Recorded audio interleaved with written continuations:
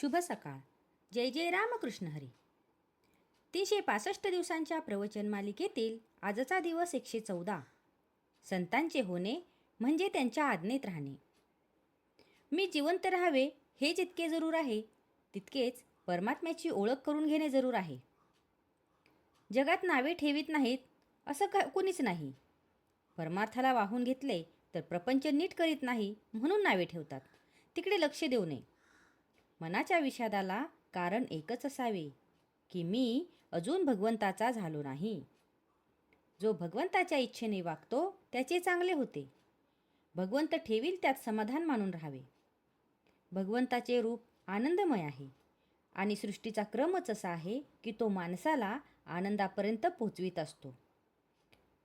अत्यंत दारिद्र्याला सुद्धा आनंदाची जागा असतेच.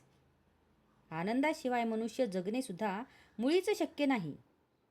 मी मुळात आनंदरूप असताना मग दुःखाचे गाडे आले कुठून? मला दुःख होते ते माझे कुठेतरी चुकते म्हणून. मी चुकलो का बरोबर ही शंकासुद्धा मुक्ताला येत नाही, मनालाही येत नाही. कारण तो आणि देव हे एकच असतात. बद्धालाही शंका येत नाही, कारण तो देव जाणतच नाही. सर्व काही मी करतो आणि देव नाहीच म्हणून म्हणतो. मुमुक्षाला मात्र ही तळमळ लागते. जेव्हा ही तळमळ तीव्र असते तेव्हा संतांची भेट होते. काही पूर्वीचा ठेवा असल्याशिवाय अशी तळमळ लागणार नाही. आपण संतांचे होऊन राहावे. त्यांचे झालो म्हणजे त्यांच्याशिवाय आपल्याला कुणी नाही असे वाटले पाहिजे. संतांचे होणे म्हणजे त्यांच्या आज्ञेत वागणे. ते सांगतील तसे करावे, ते वागतील तसे नाही वागू. सत्याची संगत धरली म्हणजे सत्संगती मिळते. कशाचीही आसक्ती न धरता वागणे हेच मुक्तांचे लक्षण. हवे पण नाहीसे झाले म्हणजे मग दुःखाचे कारणच उरत नाही.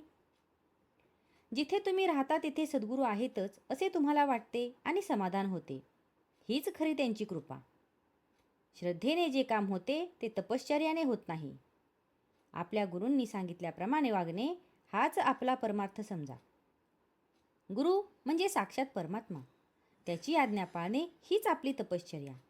याहून वेगळे करण्याची काही गरज आहे असेच वाटू नये. माझ्या मनाचे विकार जात नाहीत असे चांगल्या माणसांना सुद्धा वाटते. पण ते जात नाहीत असे घोकून त्यांचा ध्यास घेतल्याने ते उलट वाढतील. तिकडे लक्ष देऊ नये. नाम घेणे हे आपले काम करीत राहावे म्हणजे विकार आपोआपच कमी होत जातील. मात्र मनाच्या मागे देहाला जाऊ देऊ नये इतके मात्र जपले पाहिजे. संतांची आज्ञा प्रमाण मानणे हेच प्रचिती येण्याचे साधन आहे. आजचा हा भाग तुम्हाला कसा वाटला हे कमेंट करून नक्की सांगा. कमेंटमध्ये लिहा. जय जय रामकृष्ण हरी.